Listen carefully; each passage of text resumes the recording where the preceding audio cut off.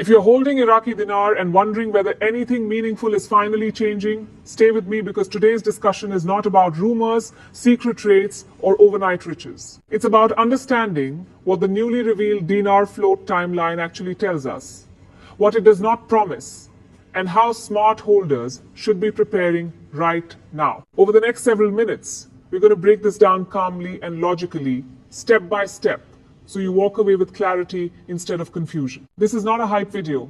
This is a preparation video. By the end, you'll understand how a float works, why the timeline matters, what realistic scenarios look like after a float, and how to protect yourself from bad decisions, misinformation, and costly mistakes. Most importantly, you'll know what actions make sense now before anything officially changes. Let's start with the foundation, because if this part is misunderstood, everything else falls apart. When we talk about a currency float, we are not talking about magic, instant wealth, or a guaranteed revaluation windfall. A float simply means the currency's value is no longer rigidly fixed by the government. Instead, the exchange rate is allowed to move based on market forces, supply and demand, trade flows, investor confidence, inflation, reserves, and monetary policy. For the Iraqi dinar, which has long been tightly managed to protect domestic stability, this is a structural shift, not a payout event. A float creates the conditions for price discovery.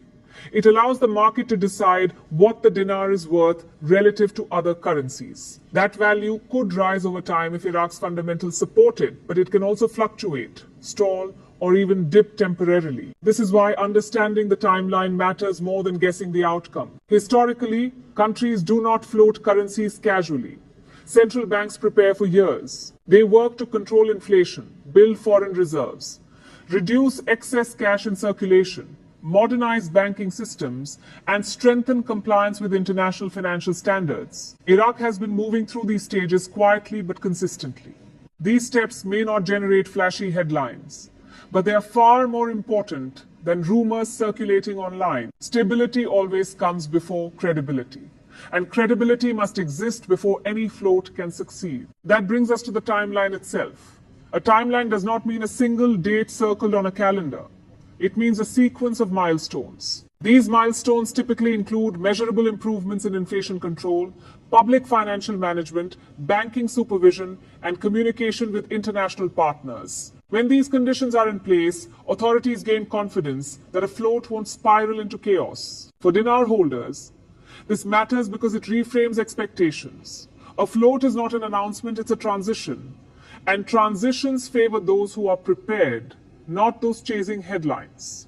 One of the most important stages in this timeline is policy communication. Before a float, governments and central banks must explain how the system will work operationally.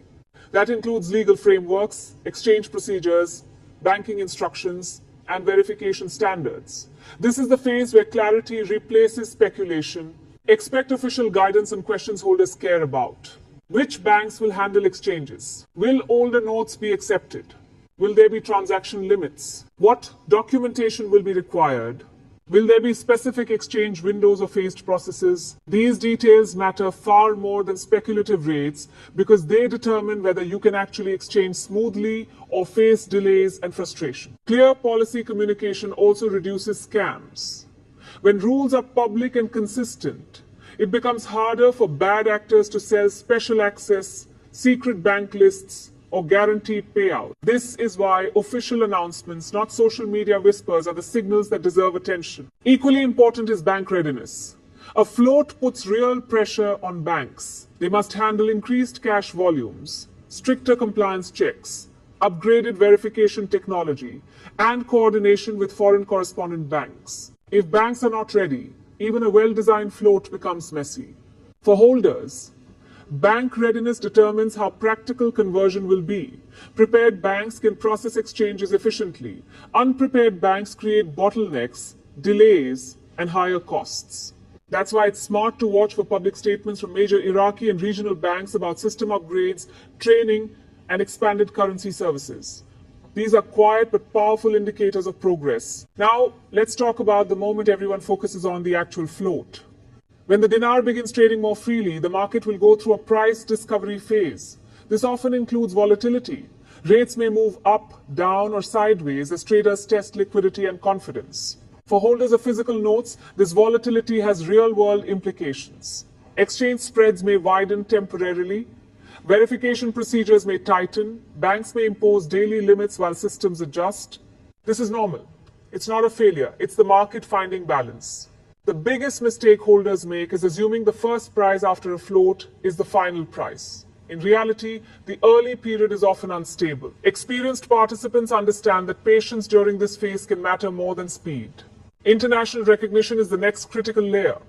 A floating currency only becomes practically valuable when foreign banks and FX platforms actively trade it. Liquidity is everything. Without it, even a higher quoted rate can be meaningless if you can't exchange large amounts efficiently. Watch for signs like IQD trading pairs appearing on international platforms, live quotes from foreign banks, and announcements of expanded correspondent banking relationships. These developments signal that the dinar is becoming usable beyond domestic borders. Timing remains uncertain, and that's unavoidable. Economic reforms do not move on perfect schedules. Political events, global market shocks, or regional tensions can accelerate or delay timelines. That's why smart holders treat timelines as directional guidance, not promises. Focus on milestones, not dates.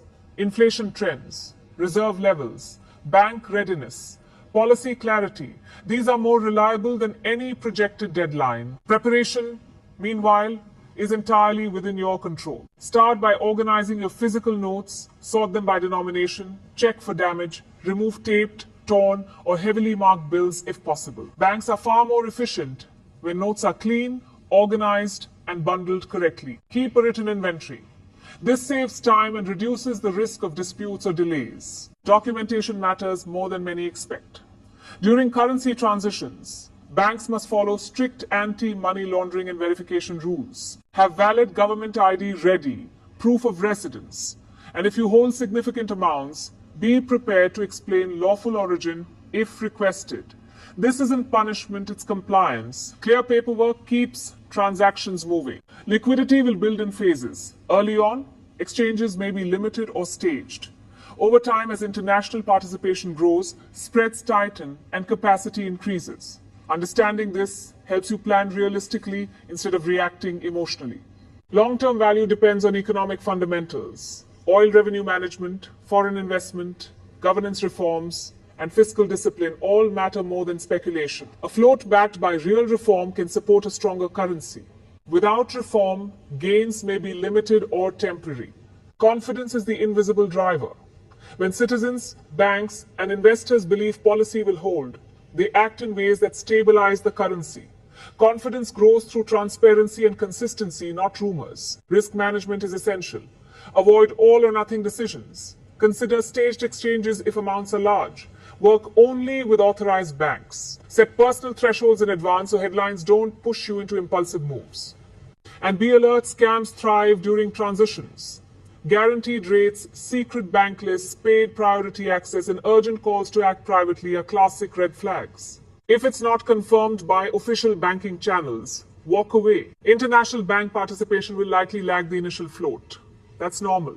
Systems take time to update. Due diligence takes time. For holders, this means the most favorable conditions may appear later, not immediately. Emotionally, this period can be challenging. Years of waiting create pressure to act fast. Resist that urge. Preparation beats panic. Organization beats speculation. Zooming out, a successful float could help Iraq integrate more deeply into global finance, attract capital, and improve trade. That's the upside scenario. The downside is slower progress, volatility, and administrative complexity. Preparing for both keeps you grounded. So let's wrap this up with a practical checklist. Inventory and organize your notes. Prepare identification and supporting documents. Monitor official policy announcements. Confirm which banks will handle exchanges. Avoid unofficial brokers and shortcuts. Plan staged exchanges if needed. Write down your personal action thresholds and stick to them. The revealed timeline matters because it shows progress, but progress is not a promise of instant reward. The float is a process. Those who stay informed, organized, and patient are best positioned to benefit. If this breakdown helped you, save it and share it with other holders who need clarity instead of hype. If you'd like, I can prepare a downloadable checklist and document guide once official procedures are announced. Let me know what would help you most. We'll continue tracking verified milestones here on Dinar Today, translating complex developments into simple, practical steps you can actually use. Thanks for watching. Stay informed, stay prepared, and don't let fear or hype drive your decisions.